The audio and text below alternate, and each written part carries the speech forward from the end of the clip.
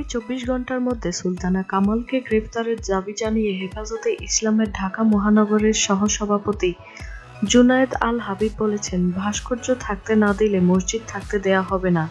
এমন কথা বলার সাহস হলো কিভাবে সুলতানা কামালের? সুলতানা কামাল রাজপথে নেমে দেখুন, আপনার হাড্ডিগোস্ত রাখা হবে না।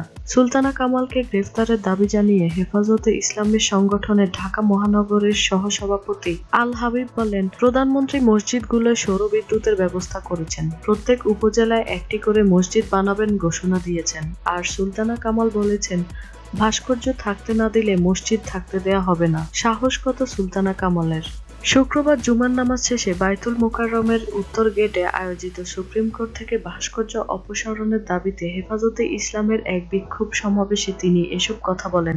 বক্তব্যে তিনি সরকারের প্রতি আহ্বান জানিয়ে বলেন, সুলতানা কামালকে ২৪ ঘণ্টার মধ্যে গ্রেফতার করুন, না হয় তাকে তাসলিমা নাসরিনের মতো দেশের বাইরে পাঠিয়ে দিন। সুলতানা কামালের দেশ বাংলাদেশ নয়।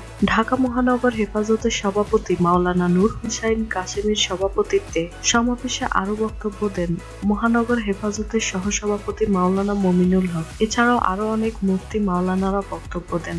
মাওলানা নূর হোসাইন কাসেমী বলেন, গ্রিপ দেবী অপসারণের কারণে আমরা গত শুক্রবার প্রধানমন্ত্রীকে ধন্যবাদ জানিয়েছিলাম, কিন্তু অত্যন্ত বেদনার সাথে আজ আমাদের প্রতিবাদ সমাবেশ করতে হচ্ছে। মূর্তি অপসারণের পর আবার তা প্রতিস্থাপন করে একটা তামাশা সৃষ্টি করেছেন।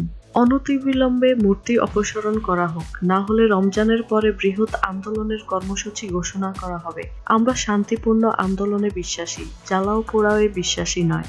মাওলানা জুনায়েদ আল হাবিব আরো বলেন, বদরের যুদ্ধ রমজান মাসে হয়েছিল। মক্কায় যত মূর্তি সরানো হয়েছে সেটা রমজান মাসেই সরানো হয়েছে। প্রধানমন্ত্রী ও বিচারপতি মূর্তি কি এখান থেকে সরাবেন নাকি আমরা আসব? যদি আমাদের আসতে হয়, বাংলাদেশে পূজা মণ্ডপ ছাড়া আর কোথাও মূর্তি রাখা হবে না। প্রশাসন ও সরকারকে বলতে চাই, আমরা যে আসতে পারি আপনাদের নিশ্চয় তা জানা আছে। ২৪ ঘণ্টায় কোটি মানুষ ঘেরাও করবে হাইকোর্ট। মেহেরবানি করে আমাদের আসতে বাধ্য করবেন না। আমরা যেদিন আসবো পুলিশ ঠেকাতে পারবে না। আমরা কাপনের কাপড় নিয়েই আসবো।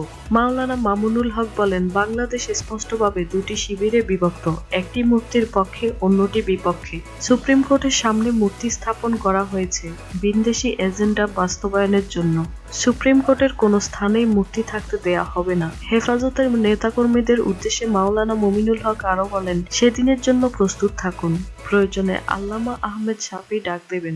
এদেশের আলেম সমাজ রাজপথে নামবে। থেমিসের গলা রশি বেঁধে প্রয়োজনে বুড়িগঙ্গায় ভাসিয়ে দেয়া হবে।